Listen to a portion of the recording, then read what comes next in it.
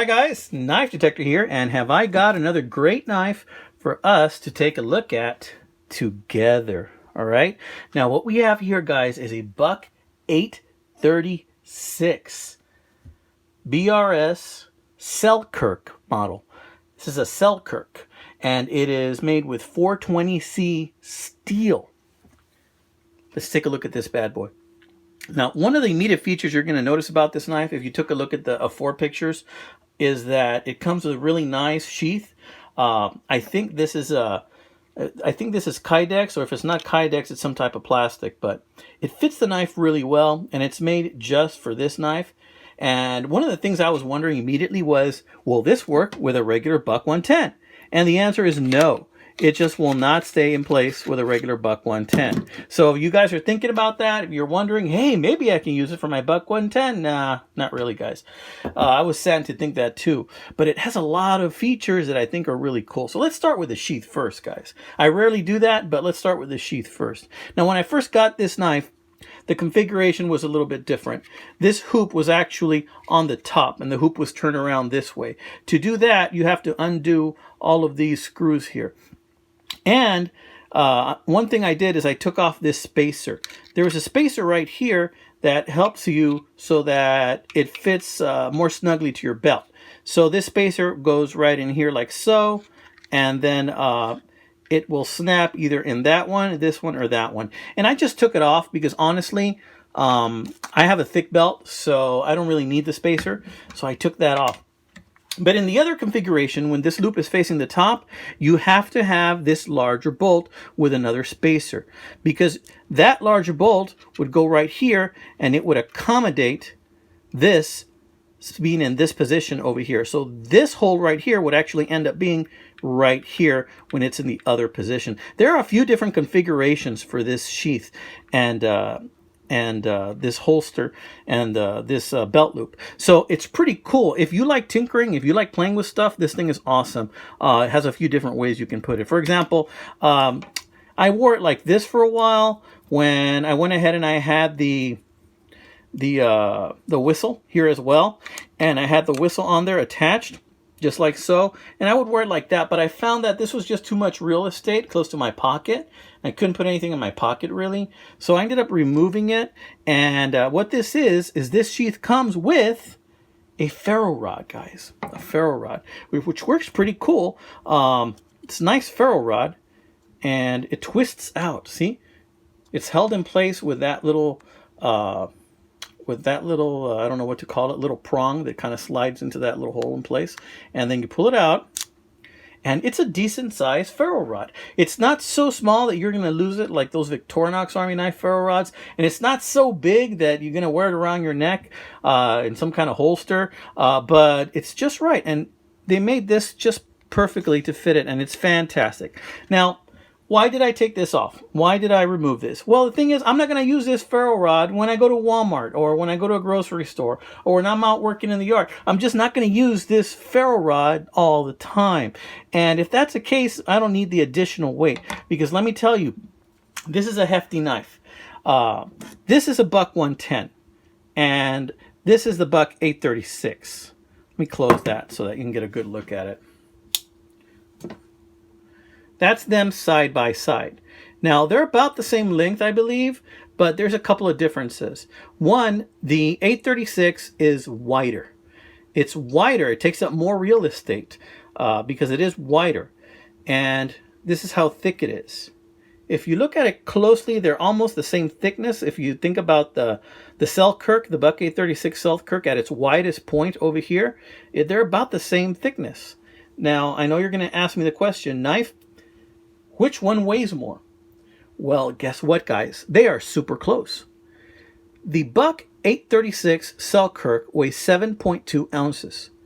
A Buck 110, and this happens to be a 4-dot, a Buck 110 is weighing in at about 7.5 ounces. 7.2, 7.5. So really, it's kind of negligible.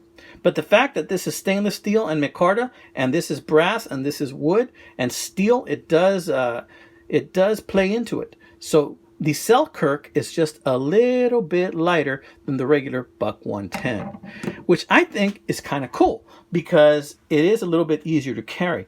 Now, if you factor in also the ferro rod with this piece of plastic, you're probably looking at 7.5, and that if you're going to carry it all together, maybe along with the sheath. With the sheath, it'll probably be a little bit heavier, as would the Buck 110 with a leather sheath. So they're really close together, guys. They're super close together. But let's check this bad boy out. Let's look at the blade, because the blade really does attract me to knives. And one thing about this blade is that it is a wide blade. Check it out. Let's put it into perspective here. Let's open this one. And then let's open this Buck 110 and let's put the blades side by side. Do you see how wide that blade is?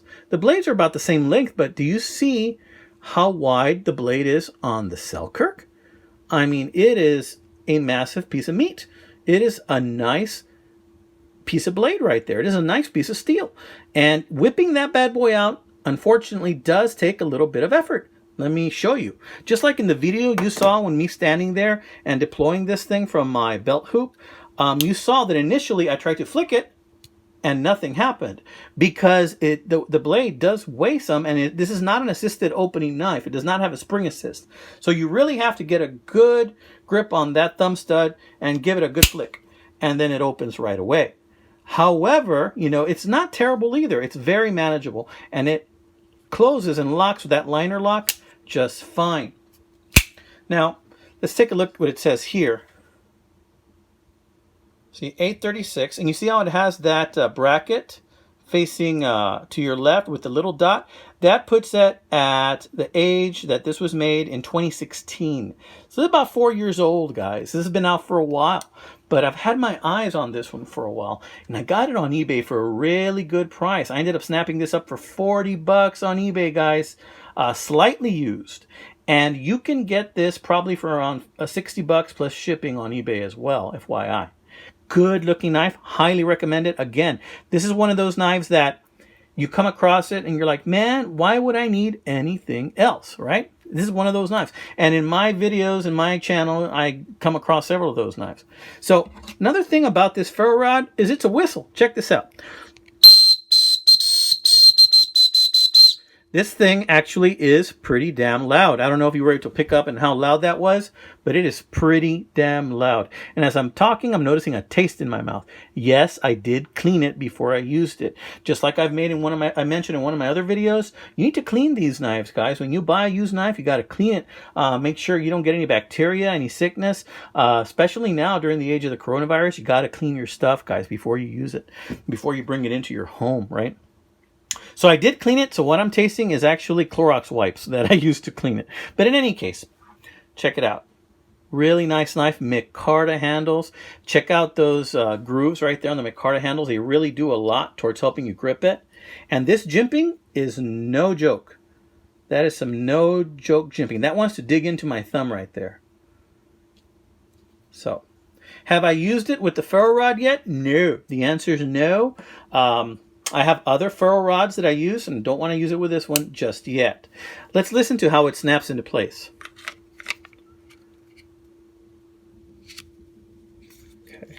Now to deploy, it has this section here that you can use with your thumb, and then you grab with your fingers down here and you push with your thumb at the same time, and then voila, it deploys.